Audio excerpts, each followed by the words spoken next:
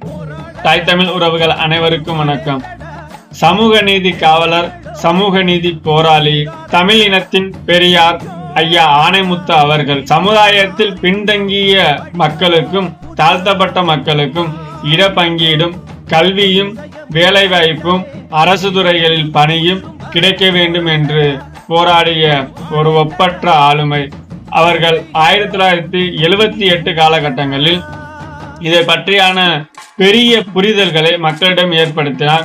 அது மட்டுமல்லாமல் அனைத்து மாநில முதலமைச்சர்களையும் சந்தித்து இதை பற்றியான கருத்துக்களை தெரிவித்து ஒரு குழு அமைத்தார். அதாவது மண்டல் கமிஷன் என்று சொல்லக்கூடிய ஒரு குழுவை அமைத்து இந்த மக்களுக்கு தேவையான இடஒதுக்கீட்டை பெற்று தருவதற்கு மிகவும் பங்காற்றிய ஒரு ஒப்பற்ற ஆளுமை ஐயா ஆணைமுத்து அவர்கள். அன்றைய காலகட்டங்களில் அவர் அந்த குழுவின் மூலம் பிற்படுத்தப்பட்டோர், மிகவும் பிற்படுத்தப்பட்டோர் மற்றும் தாழ்த்தப்பட்டோர், பழங்குடியினர் என்று வகைப்படுத்தி அமைத்த அடிப்படையில்தான் நாம் இன்றும் இந்த மக்களுக்கு தேவையான இடஒதுக்கீட்டையும் அரசு துறைகளில், வேலைவாய்ப்பில், கல்வியில் நாம் பெற்றுக்கொண்டிருக்கிறோம்.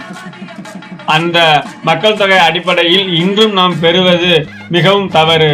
அனைத்து தரப்பு மக்களும் இன்று மக்கள் தொகையில் அதிகமாக உள்ளார்கள் என்று பல சமுதாய தலைவர்கள் போராடுகிறார்கள். சாதிவாரி கணக்கெடுப்பு, சரியான சமமான இட பங்கீடு வேண்டும் என்று இன்றைய காலகட்டத்தில் ஒவ்வொரு சமுதாய தலைவர்களும் போராடி தங்கள் சமுதாயத்திற்கு தேவையான இட பங்கீட்டை கேட்டுக்கொண்டிருக்கிறார்கள். அவர்கள் போராடுவதற்கு முன்னோடியாக திகழ்ந்தவர் ஐயா ஆணைமுத்து அவர்கள்.